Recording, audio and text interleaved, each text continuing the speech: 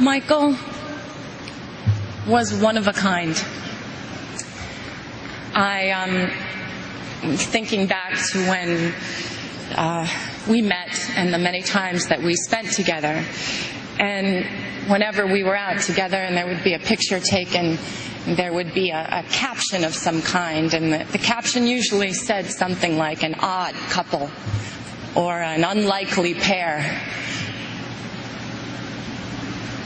But to us, it was the most natural and easiest of friendships.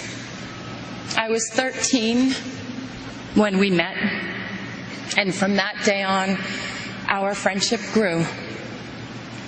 Michael always knew that he could count on me to support him or be his date, and that we would have fun no matter where we were. We had a bond. And maybe it was because we both understood what it was like to be in the spotlight from a very, very young age. I used to tease him and I'd say, you know, I started when I was 11 months old. You're a slacker. You were what, 5? Both of us needed to be adults very early. But when we were together,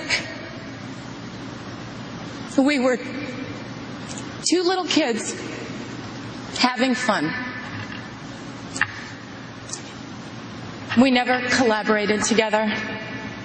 We never performed together or danced on the same stage, although he did try in vain one night to unsuccessfully teach me the moonwalk.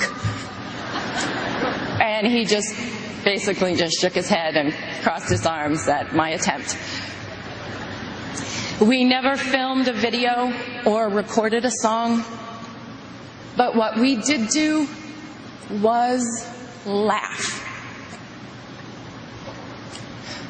It was always a competition to see who could make the other one laugh more or be sillier.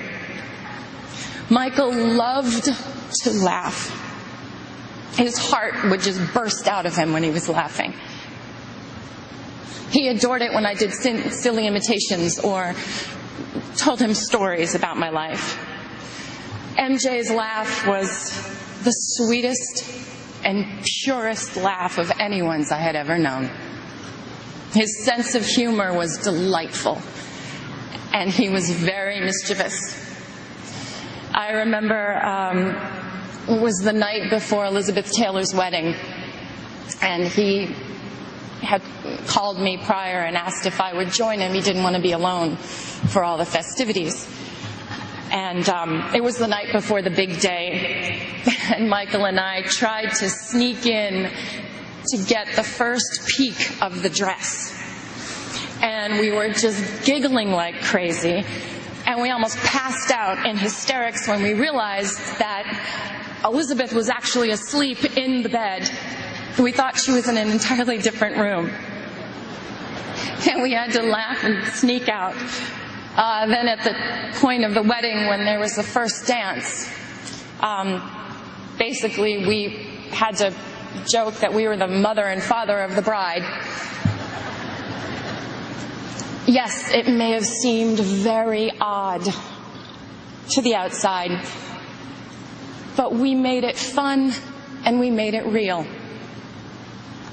When he started wearing the glove, I was like, what's up with the glove?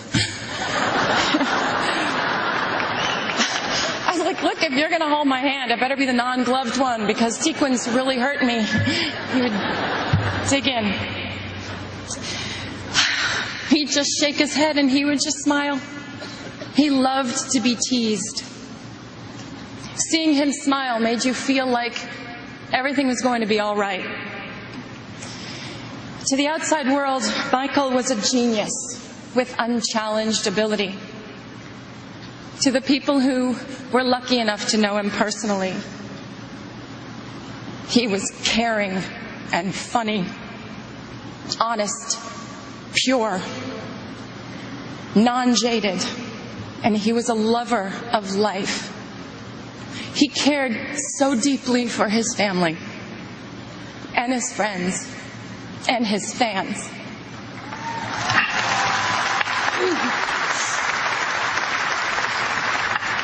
He was often referred to as the king, but the Michael that I knew always reminded me more of the little prince.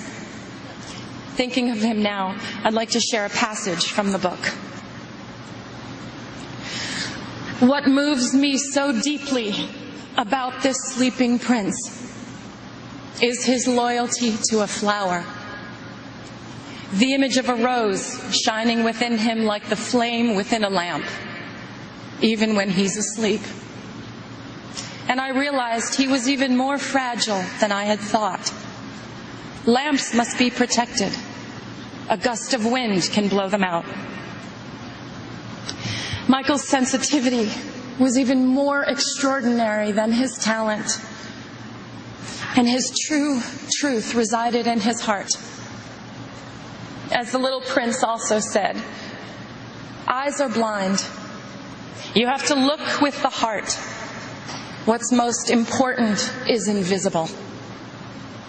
Michael saw everything with his heart. To his family, his brothers and sisters, Catherine, Joe, and to his children, Prince, Paris, Blanket, my prayers are with you.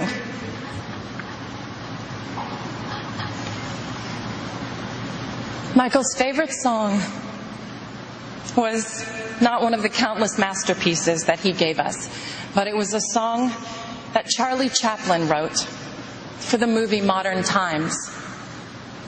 It's called Smile. And there's a line in the song that says, "Smile though your heart is aching." Today, although our hearts are aching, we need to look up where he is undoubtedly perched in a crescent moon. And we need to smile.